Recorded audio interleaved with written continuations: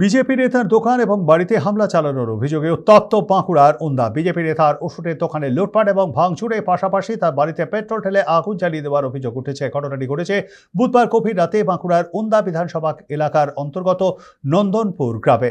BJP নেতা তাপস পারিকের বাড়িতে এবং দোকানে তৃণমূল হামলা চালিয়েছে বলে অভিযোগ। যদিও এই অভিযোগ অস্বীকার করেছে স্থানীয় তৃণমূল নেতৃত্ব। স্থানীয় সূত্রে খবর, বুধবার রাতে এলাকায় একটি দলীয় সম্মেলনের পর অনেক রাতে বাড়ি ফিরেছিলেন তাপস।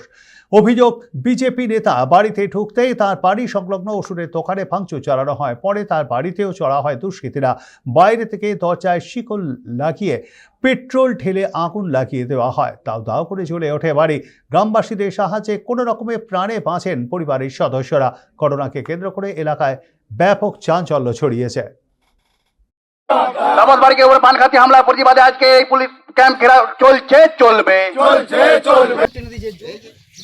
ঘটনাটা গতকাল আমি নাকাজুর থেকে ফিরছিলাম আর কি 8:30টার সময় সম্মেলন থেকে। সেই সম্মেলন থেকে ফেরার পরে আমি আমার দোকানে যথারীতি যেরকম আমি থাকি আর কি, আমার সিএসপি দোকান আছে আর কি। যখন আমি বাড়ি যাই, বাড়ি যেয়ে যথারীতি খাওয়া দাওয়া করে শুয়ে থাকি। শুয়ে থাকার পরে মা হঠাৎ করে বুঝতে পারে যে কি একটা যেন এদিকে যাতায়াত করছে। দিয়ে হঠাৎ আমরা চেঁচামেচি করার পরে গ্রামের লোক আসে। গ্রামের লোক এসে শিকলটা খুলে দেয়। আমরা কোনো মধ্যে প্রাণে বেঁচে ফিরি।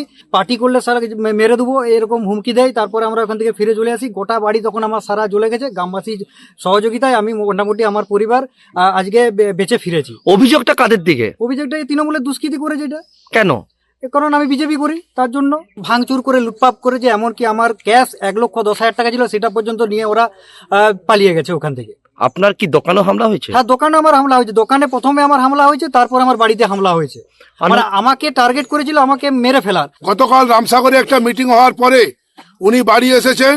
সেই থেকেই ওর পেছনে বুঝতে পারেনি কয়েকজন লোক ঘোরাফেরা করছে।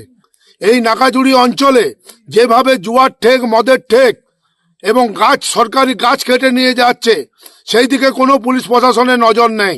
তার ওই দোকানকে আগে ভাঙচুর করেছে, লুটপাট করেছে, টাকা পয়সায় ছিনতাই করেছে। তারপরে উনি বাড়িতে সেদিন কালকে থাকেননি, বাড়িতে শুয়েছিলেন। বাবা, মা এবং ছেলে 3 জন মিলে তাদেরকে পুড়িয়ে মারার জন্য পেট্রোল দিয়ে, তার দেখে এলাম পেট্রোলের ডাব্বা এবং যেটা মশাল, সেটা দিয়ে পুড়িয়ে মারার পরিকল্পনা করে আগুন লাগিয়ে দিয়েছে। পাশের বাড়ির লোক জেগে যাওয়ার ফলে শিকলটা যদি খুলে না দিত, পুলিশের গাড়িতে হয়তো তাদের লাশগুলো আজকে বাঁকুড়ায় পোস্টমর্টম করতে যেত।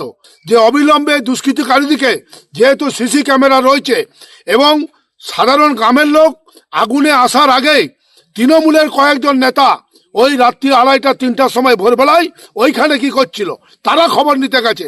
আমরা পুলিশকে বলবো তাদেরকে অ্যারেস্ট করলে আসল ঘটনা উঠে আসবে।